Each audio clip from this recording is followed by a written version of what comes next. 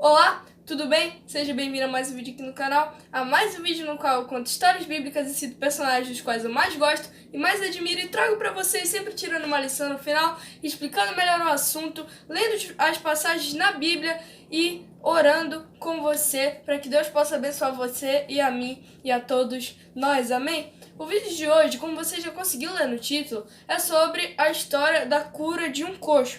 Eu já fiz essa pregação na minha igreja, mas você que não viu ou não participa da minha igreja, um visitante no canal, você vai estar vendo essa história com bastante detalhes e que vai tocar você, assim como tocou e toca várias pessoas. Espero que você goste do vídeo, o vídeo tá bem legal, bem interessante. Então é isso, fiquem agora com o assunto do vídeo.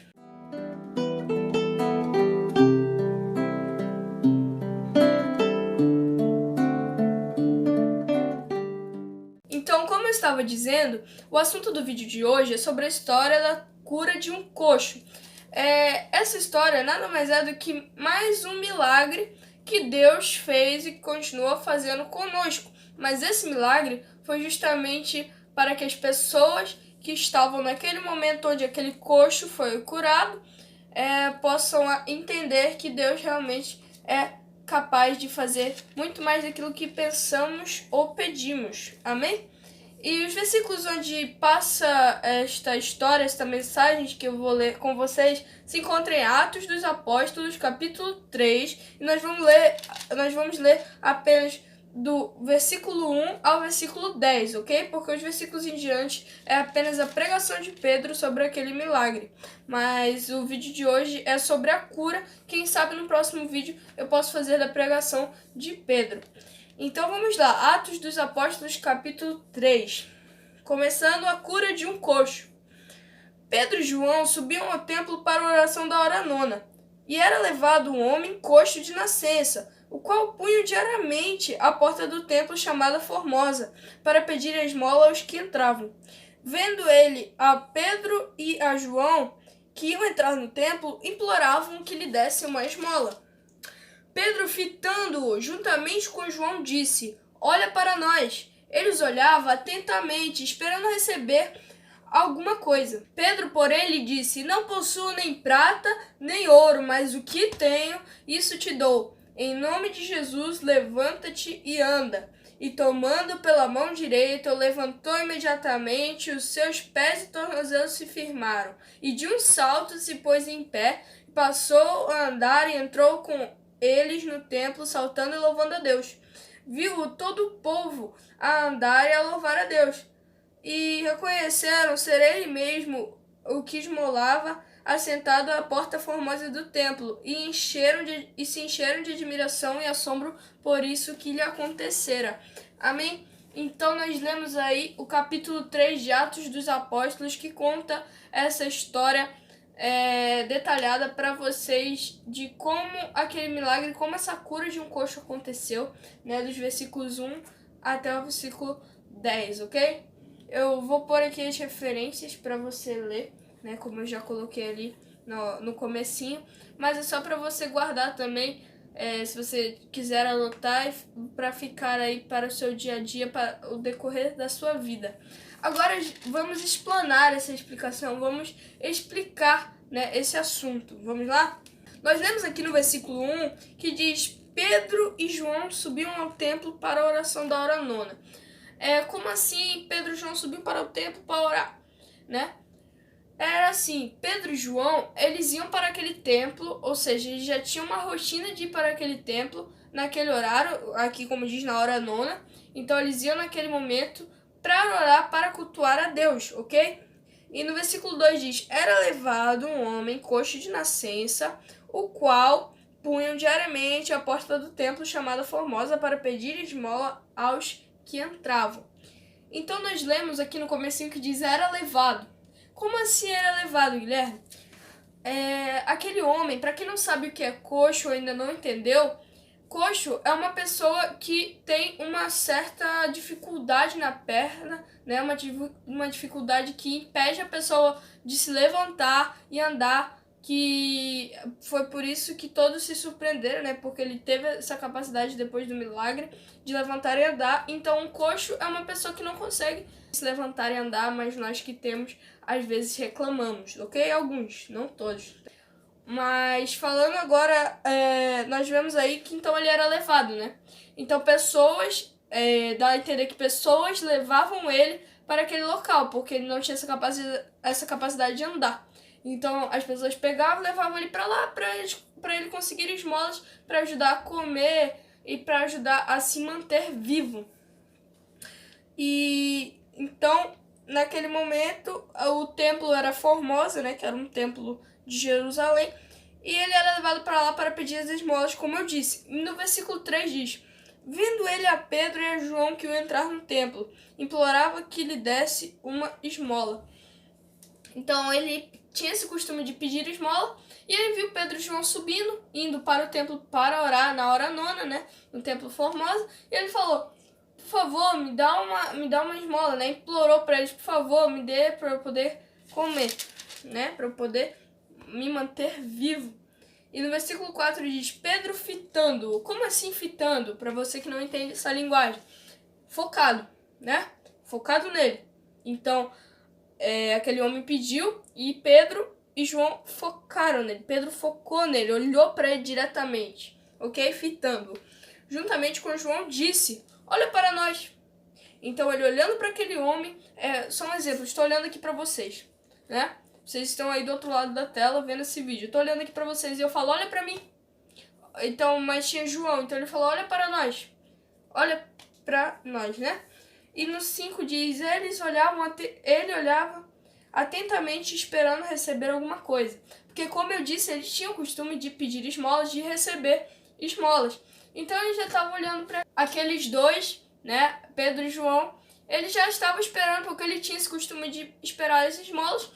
Mas Pedro no versículo 6 diz: Pedro, porém lhe disse: não possuo nem prata nem ouro, mas o que tenho isso te dou. Perdão. Em nome de Jesus Cristo Nazareno, levanta-te e anda.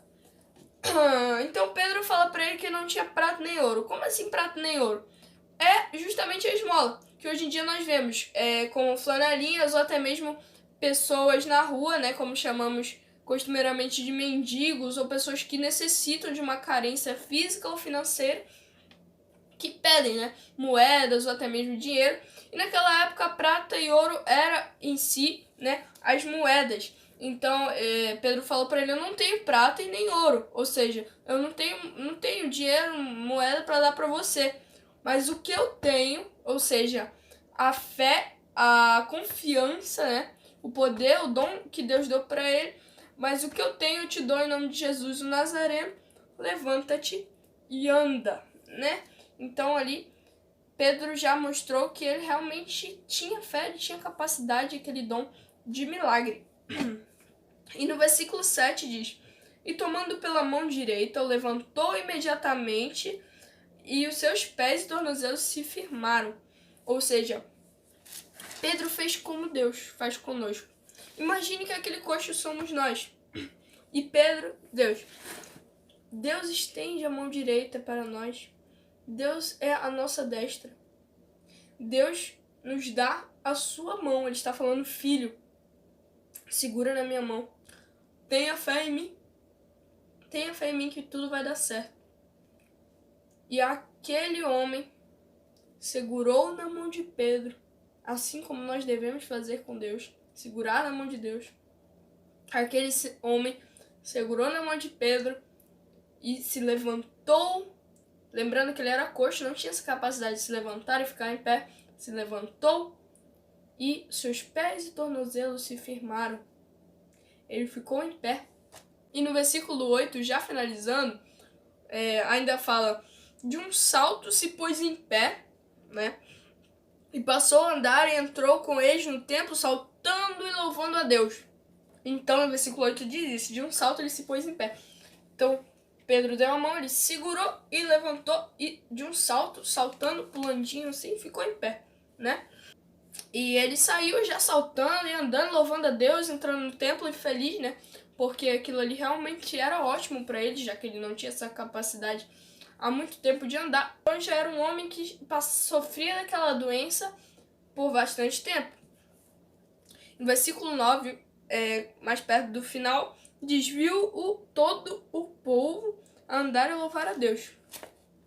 Então todos que estavam naquele templo, ao redor do templo, viram que aquele homem estava saltando, louvando a Deus. E no versículo 10, o último versículo da passagem finalizando, diz: e reconheceram ser ele o mesmo que esmolava sentado à porta formosa do templo, e se encheram de admiração e assombro por isso que lhe acontecera.